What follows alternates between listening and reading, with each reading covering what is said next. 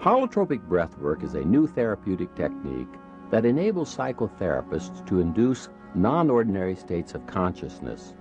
These mental states are similar to those observed in deep meditation, rituals of various cultures, and other forms of spiritual practice, as well as sessions with some psychedelic substances.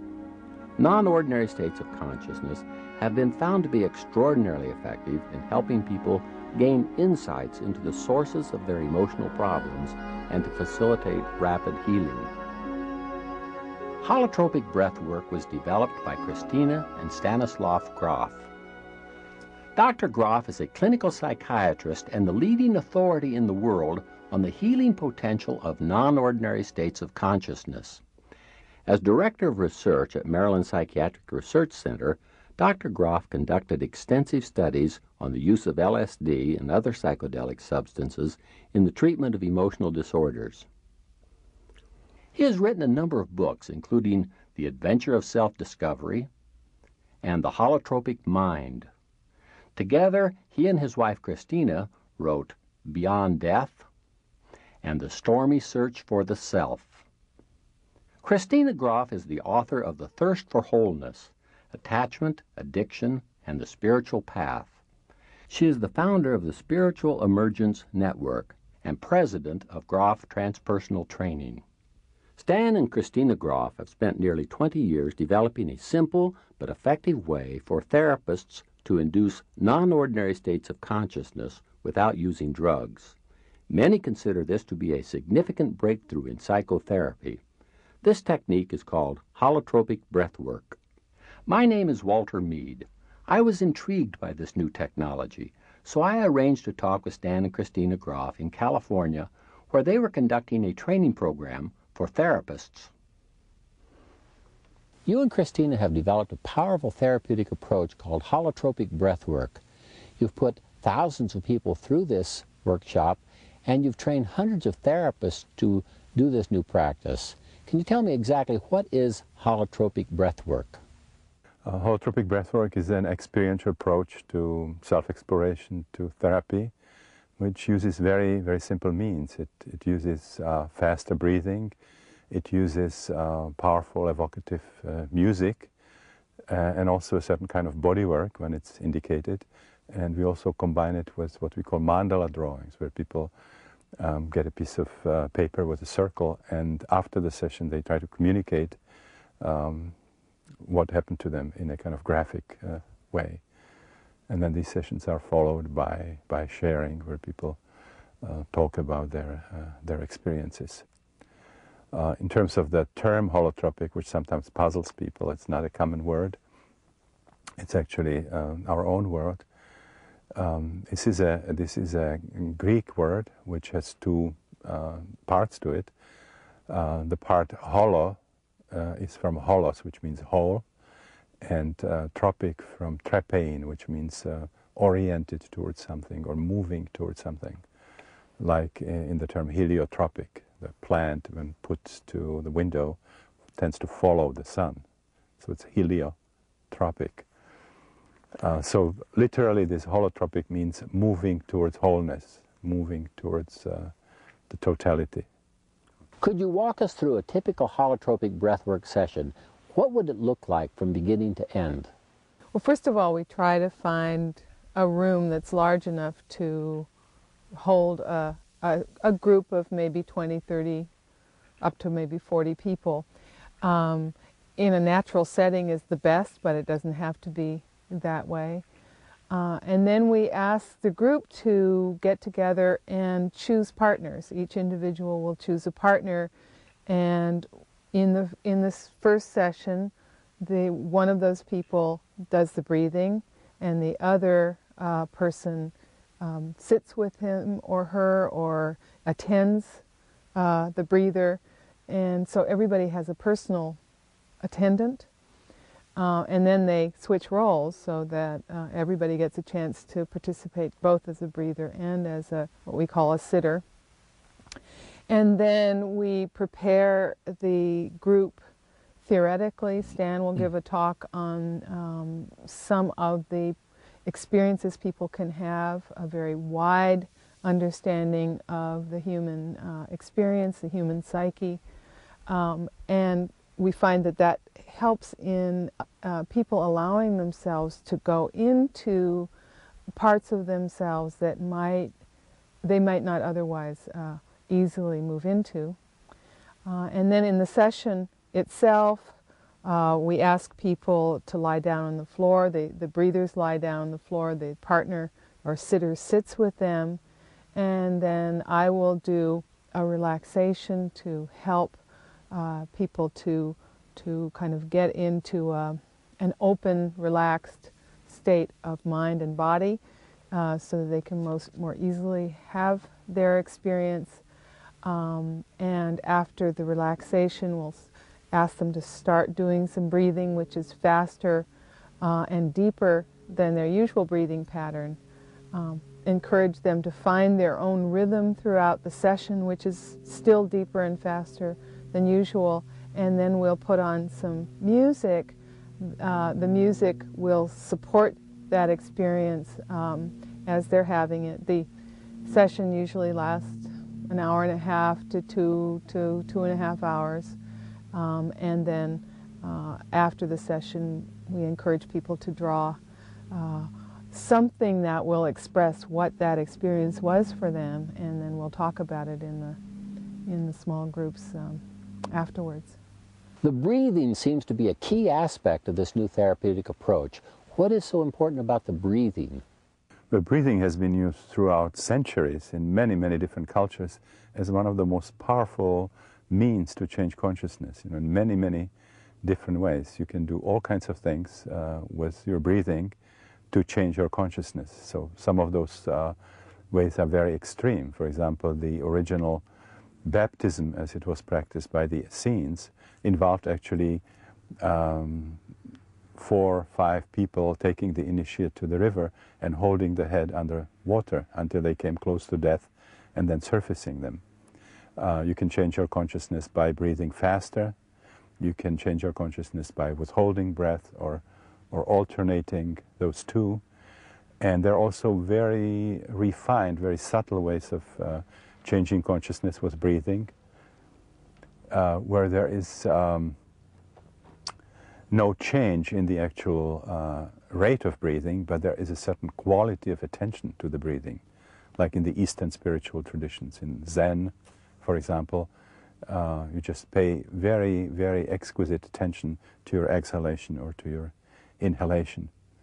There are also in many of the Aboriginal traditions either breathing or certain vocal performances that change breathing are used to alter consciousness. The Eskimo, Inuit, throat music, the Kachak, the monkey chant in Bali, and so on. So we have experimented in our month-long workshops with many, many different ways of changing consciousness by breathing.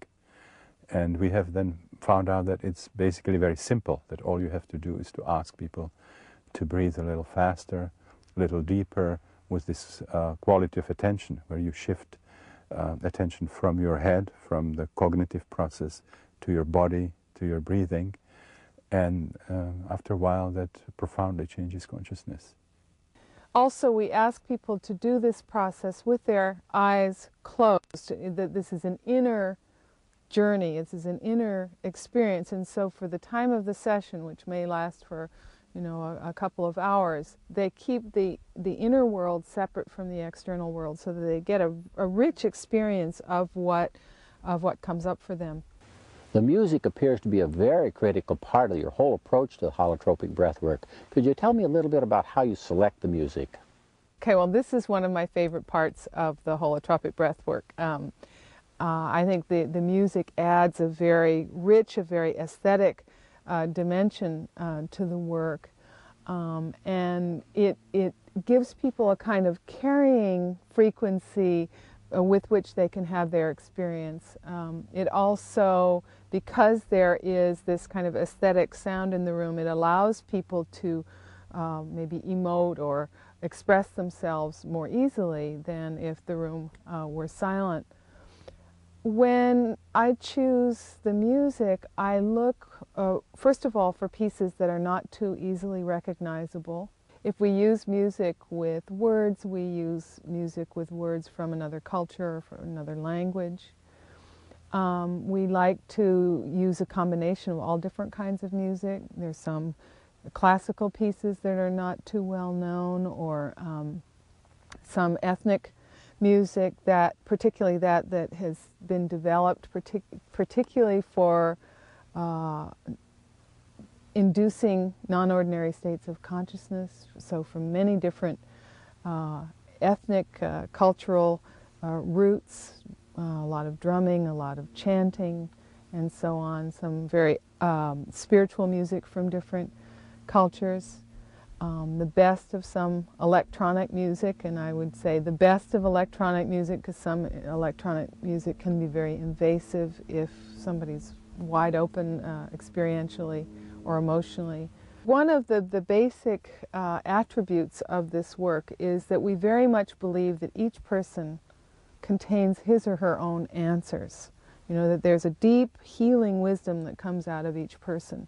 So I, as the music maker, would not ever want to impose what I think that person needs to hear in order to get to a certain experience, but instead I would want to create an atmosphere that is conducive to whatever experience the person needs to have, or the group, or people in the group need to have.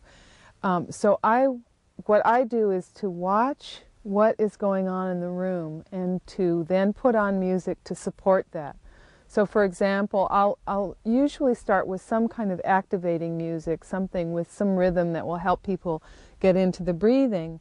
But then if the beginning part of the session is very dramatic, there's a kind of emotional build-up, people are beginning to get in touch with some old unfinished business from their past, I will put on some emotional, dramatic music to support that.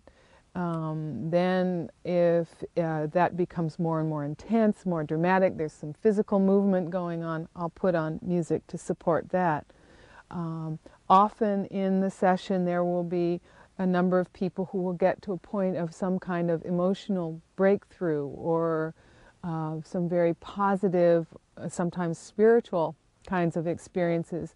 I will put on some uplifting music that will support that. Sometimes you can see people crying in the sort of the tears of recognition in a way, and I'll put on some choral music or some music to support that. And then gradually the session will get quieter and quieter and quieter, and at that point I'll put on a more meditative music, quieter music. Basically the session will often follow that curve where it gets more and more intense and there's a kind of a breakthrough time, and then it becomes quieter. But that sequence changes according to according to the group. And so I always want to stay very conscious of what it is going on in the room and just follow that. You also mentioned that you do body work with people in the holotropic breathwork sessions. Why would you do the body work, and how do you do it? I should say something first about the effect of the breathing on the body in general. What we see is, in many instances, a development of tensions in different parts of the body. In the medical literature, you find the concept of the so-called hyperventilation syndrome. The idea is if people breathe faster, they develop spasms in the hands and in the feet. This is called carpopedal spasms in the medical literature. And then also get agitated, and a lot of powerful emotions come up. And there's a tendency to see it as a kind of a undesirable thing in medicine, and various ways are recommended how you can stop it. Some people start breathing actually spontaneously. About 10 to 15% of the population sometimes start doing this spontaneously. Now, we have now done the work with probably 25,000 people, or seen 25,000 sessions, and we see that this is simply a myth in the medical literature. Many people who breathe will actually go directly into a very profoundly relaxed state. The more they breathe, the more relaxed they feel. They start seeing light, they feel connected to other people, to nature, and they have just a beautiful experience. But most people will develop some form of tension in their body, but it doesn't have to be in the hands, in the feet. It could be anywhere in the body. And the way we understand it now is that the breathing creates a condition in the organism that certain old tensions that are associated with traumatic situations, biographical birth experience and so on, or even something coming from what we now call transpersonal levels, these deep tensions start surfacing and they manifest.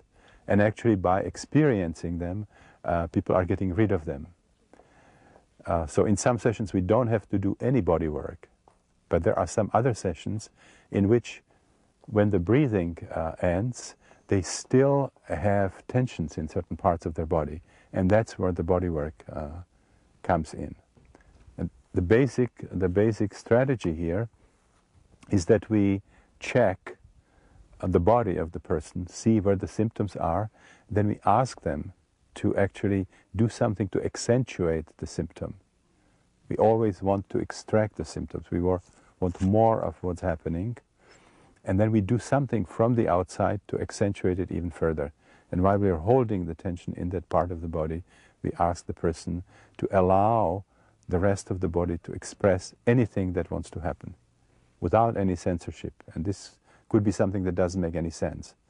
Not only screaming, but baby talk, gibberish. Sometimes people start talking in tongues, in a foreign language that they have never learned. Animal sounds can come up. There could be very, very broad spectrum of vocal responses. There could be shaking in all kinds of parts of the body, coughing, gagging that comes up. Again, as part of clearing, as part of kind of purification of the tensions related to old traumatic situations. You said that at the end of the breathwork session, people go and draw mandalas. Can you tell me a little bit about that? Well, first of all, we take the term mandala from various meditative approaches. I think the actual word mandala means circle. And in these meditative approaches, they use a certain geometric shape in order to help to focus their attention in meditation. So we've kind of broadly used that concept. What it is that we will, after a session, we will have paper and drawing materials available to people, and we will draw with a light pencil a circle shape on the paper, and then ask people to sit with the drawing materials and the paper after their session in a kind of meditative frame of mind, in a kind of introspective frame of mind, and from that place draw something that will express what went on in the session. It can be shapes, it can be just colors, it can be figurative designs. Some people will do some sort of code that will help them to remember the different steps in the process. They can either contain it within the circle, or they can completely ignore the circle. Some people don't want to deal with the circle at all, and they will turn the paper over and do their own thing. We've also sometimes used clay. We've used painting. So what we like to do is to use this as a tool for people to help to understand themselves, to understand their experience, and maybe by externalizing it in this way, they will gain insight from what appears on the paper. This is not a cognitive process in any way, but instead we encourage people, no matter who they are, no matter whether they think they're artistic or not, to just draw or paint from the inside out and see what comes out. And then we will encourage people to put the mandala, hang it somewhere where they can see it, at home maybe, whether they like it, whether they don't like it, and see what kinds of insights might come at a later time. That sometimes we can see that what will come out in a mandala after a session will sometimes be will predict what images, what experiences might come up later in dreams or in therapy or in other breathwork sessions. So they can be very instructive. And then if people in our training or doing ongoing breathwork sessions will keep their mandalas and then refer to them as little signposts of their ongoing process. And then we encourage people to take their mandalas or their drawings or paintings into the group. We have a session after the experience, after the mandala drawing, where people have the opportunity to talk about their experience in the whole group. Some people feel that they need to and want to talk about their experience. Others feel that they're still a little close to it and they'd rather kind of keep it to themselves for a while, and that's fine. But those who talk about it, it helps them, again, to gain more understanding about what went on, to get the reaction of the people in the group that will, and maybe add some further pieces for them, and it helps them to integrate the experience a little bit by somehow verbalizing it and bringing it to other people. So far we've talked about preparing people for breath work, we've talked about the breathing, we've talked about the music, we've talked about the body work and the drawing the mandalas, but this is essentially an inner experience. What kinds of inner experiences could people expect to have in a holotropic breathwork session? And there's a fascinating aspect of this work, the holotropic breathwork and the work with non-ordinary states in general, which is that they function as something like a radar, which means the state somehow finds the areas in the unconscious which are most relevant in the sense that they have the strongest emotional charge, and that will be the part somehow that surfaces into consciousness. And the actual content could cover a very wide spectrum. So some people, for example, will confront some important material from their infancy, from childhood, even from later life, something that has a strong emotional significance for them. And this would be what emerges somehow for them to look at, to work through, to assimilate. For other people, it could be something related to biological birth, which is a tremendous source of difficult emotions, physical manifestations of various kinds. We see people reliving actually birth with a lot of details, being able to find out different aspects of their birth, the position in which they were born, the kind of anesthesia which was used, the fact that there was an umbilical cord around the neck, the fact there was forceps involved, and so on. Another very, very significant category of experiences are experiences that we call transpersonal, which take people into mystical realms, into spiritual realms, into what Carl Gustav Jung would call the collective unconscious, either the historical or the archetype of the mythological aspect of the collective unconscious. So people suddenly would have experiences in other centuries, in other countries, sometimes with a sense of personal remembering, that they talk about past life experiences, or in the mythological realm encountering deities like Shiva, Kali, Jesus, Mary, Wotan, and so on, or experiencing some realms, archetypal realms like paradise, heaven. Another possibility is people identifying with animals or connecting with some other aspects of nature. People experiencing cosmic consciousness, a sense of unity with the universal mind, experience of the cosmic void. Many, many experiences that we read about in the great spiritual scriptures of the world. So the spectrum is extremely rich. For some people, and this has something to do with the radar function, there might not be very rich specific content in terms of visions.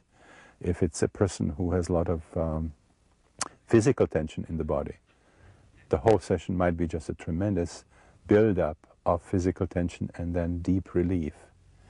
Or for somebody who is very angry, for whom anger is the most important problem at the time, can experience a tremendous upsurge of rage and then can express that range with help of others and feels much more peaceful. It sounds like this would be a very exciting experience, perhaps an enjoyable one, but what's the value? Why would anyone do it? It's a very important question. You see, what we see is that in contrast with traditional psychology, psychiatry, where the sources of problems are all in infancy, in childhood, or in later life, we see that actually if we have emotional problems, psychosomatic problems, or some problems in relation with other people, that the roots are not just in our biography, but there are also additional roots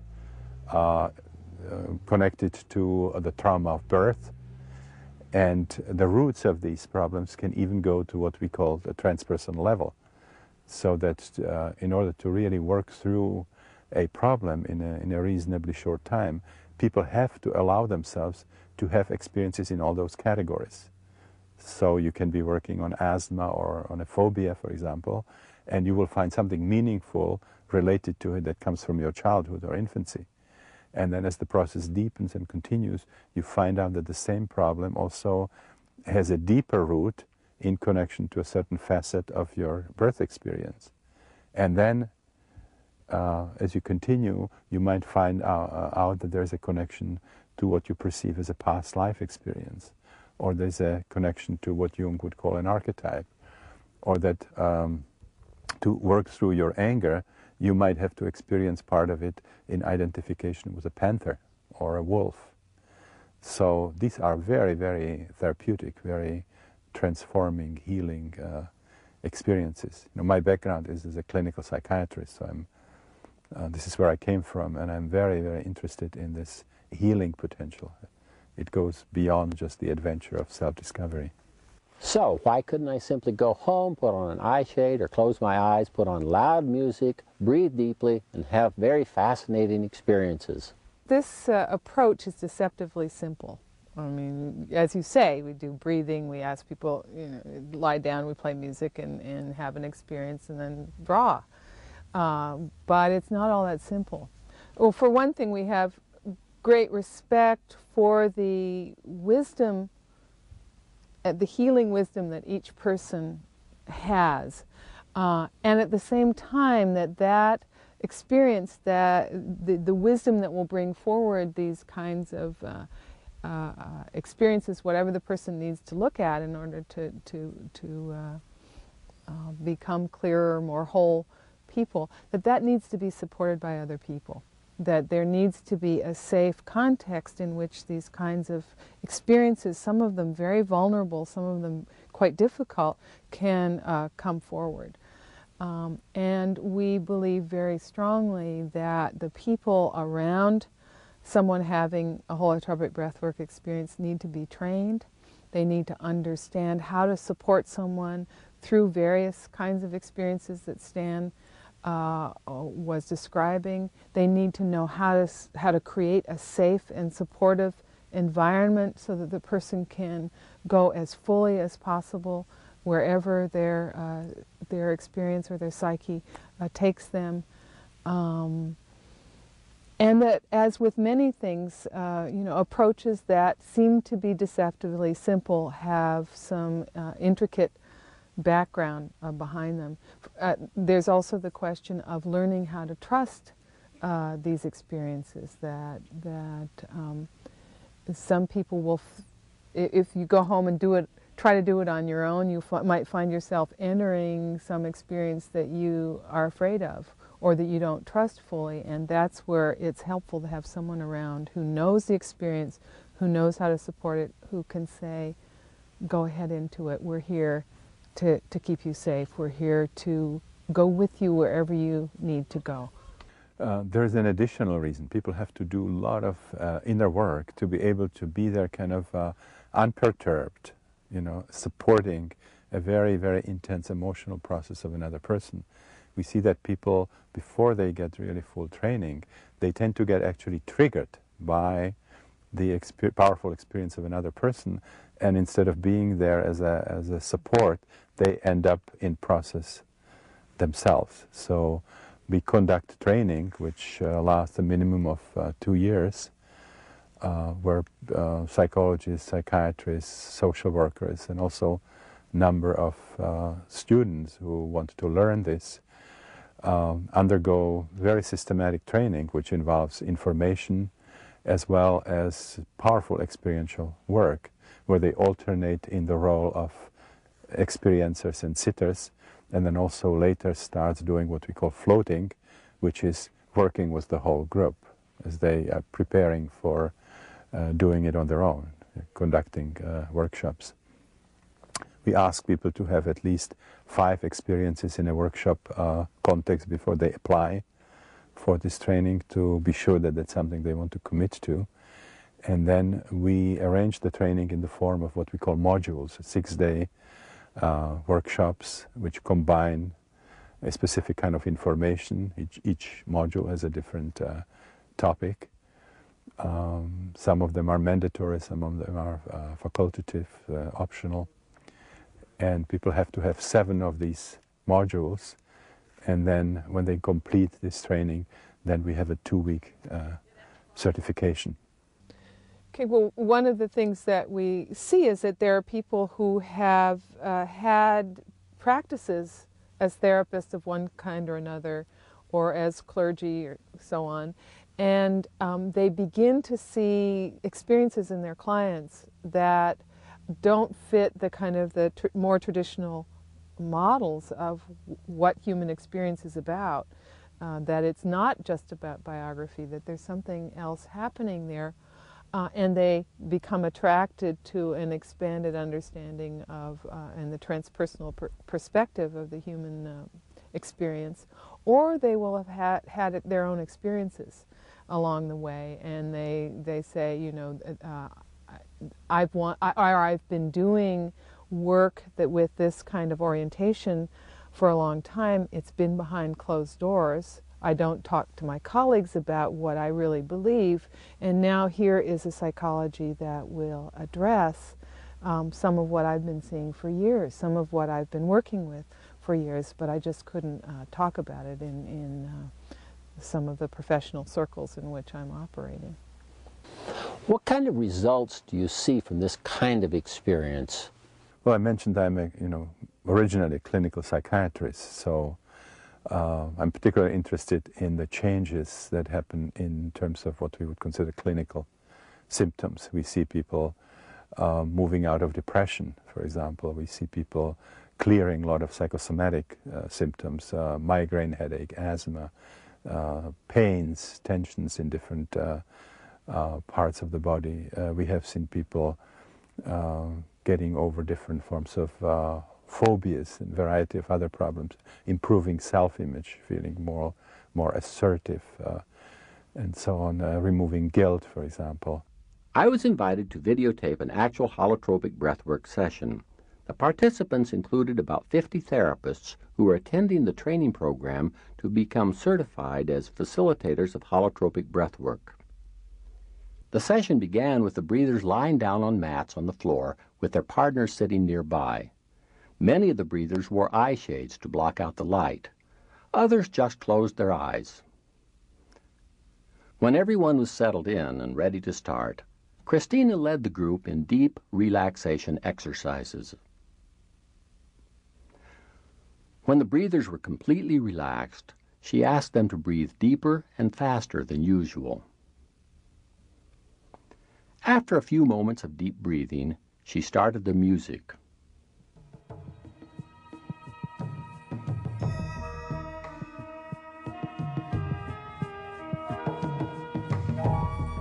It was quite loud, mysterious, and involved provocative, primitive rhythms.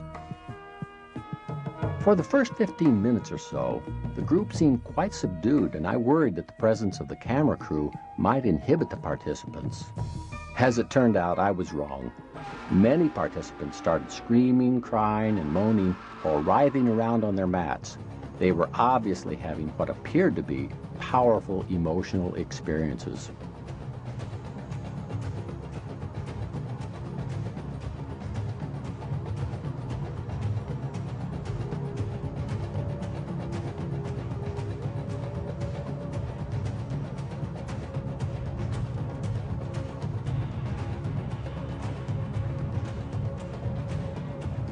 Later in the session, the sitters and other facilitators did body work on some of the participants.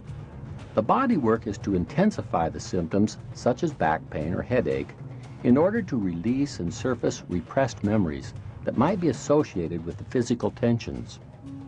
After about 2.5 hours, the room became quieter and the session seemed to be winding down. Many of the breathers seemed emotionally drained. Some of the breathers spoke quietly with their sitters. Others embraced or just shared a quiet moment together.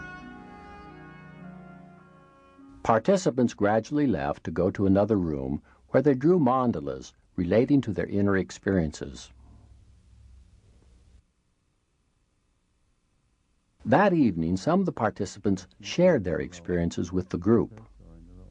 For the past few sessions, I have been struggling in the birth canal and have had the feeling I was doing it over and over and over again. And today, well, there were a lot of body movements and still the feeling of stuckness and not being able to get out of there.